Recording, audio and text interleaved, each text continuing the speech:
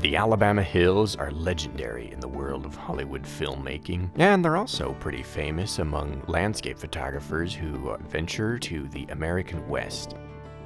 Hi there, fellow adventure travel photographers. This is Matthew Saville for NatureTTL.com, and thanks for joining us on this weekend overnight trip.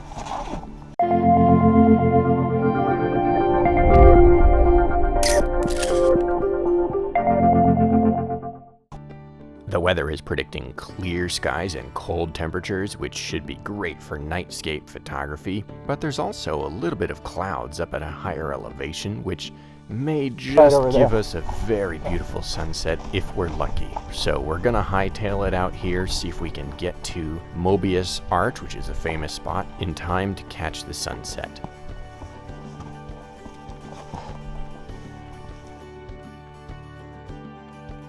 You almost never have this place all to yourself because, like I said, it's pretty famous in the American West.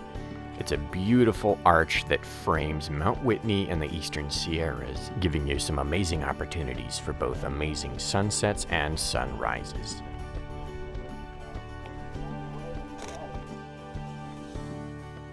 Got some pretty amazing color here, but you might be wondering why my camera is still pointed away from the color.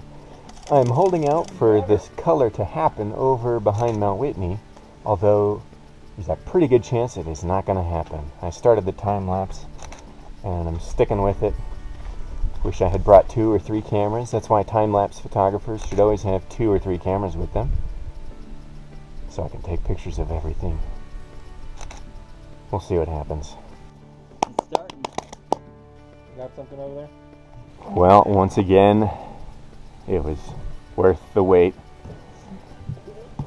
I was that close to grabbing my camera and changing my angle and ending the time lapse, but I am absolutely so glad that I stuck with it. The sunset time-lapse turned out awesome, and it's a great example of just how patient you might have to be when you're not sure if the sunset itself has one grand final finale left. We weren't planning on camping the night at Mobius Arch though, because it's a very popular spot, and even in the dead of winter, if it's a weekend, you might run into other nightscape photographers who are doing their thing in the middle of the night. So we used pre-downloaded satellite imagery on one of my favorite apps, Backcountry Navigator, to do a little bit of off-roading and then a little bit of hiking in the dark in the middle of the night to find an arch that we had never been to before. We found our destination without too much backtracking in the dark. We got camp set up, and then we just shot a few random photos to get ourselves accustomed with the area in the dark, since we'd never been there before, and get our compositional ideas down for moonrise later.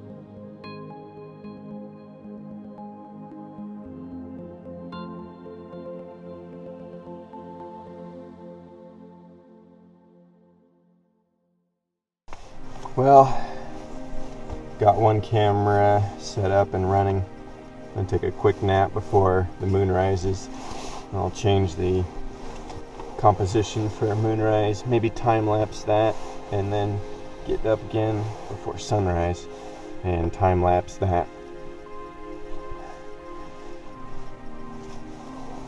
Have a good night, everybody.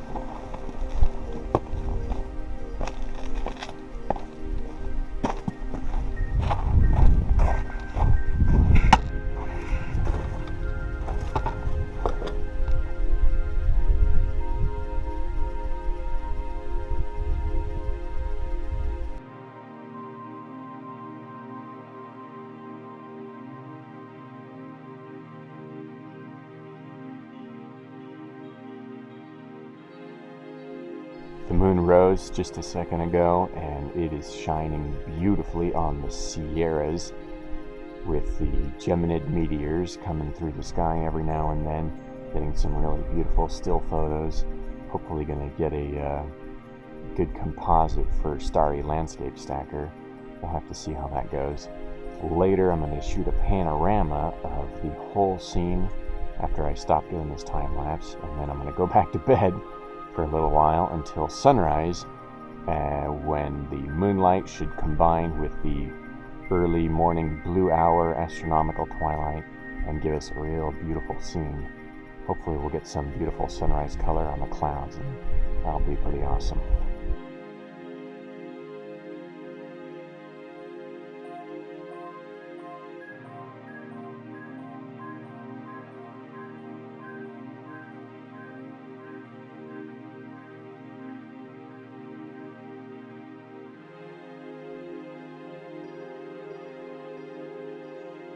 The last shot of the night that I'm going to set up before the sunrise time lapse is an angle that I found much further away from all the rest of the angles of the whole scene, the arch, the tent, the whole surrounding area, and then the mountains above in the background, and hopefully some sky with a meteor in it. I don't think I've caught a meteor yet actually in a photo, so I'm hoping to get that in this next 4-hour time period while I catch some sleep.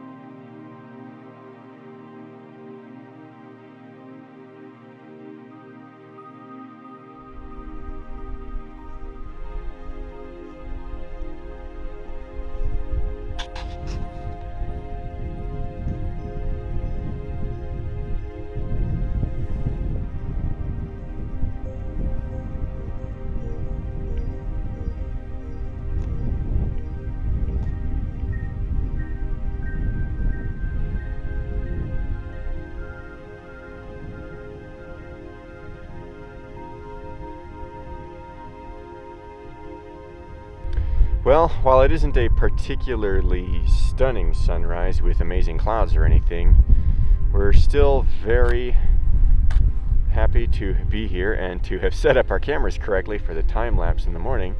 And I'm also very happy that I have 4 different layers to keep me warm. We're going to photograph the sunrise, and then we're going to probably crawl back into bed and take a little bit of a nap and then drive home. Our total trip will probably not take more than 36 hours. We definitely got very lucky overall with everything that we've captured, and I would call this trip a success.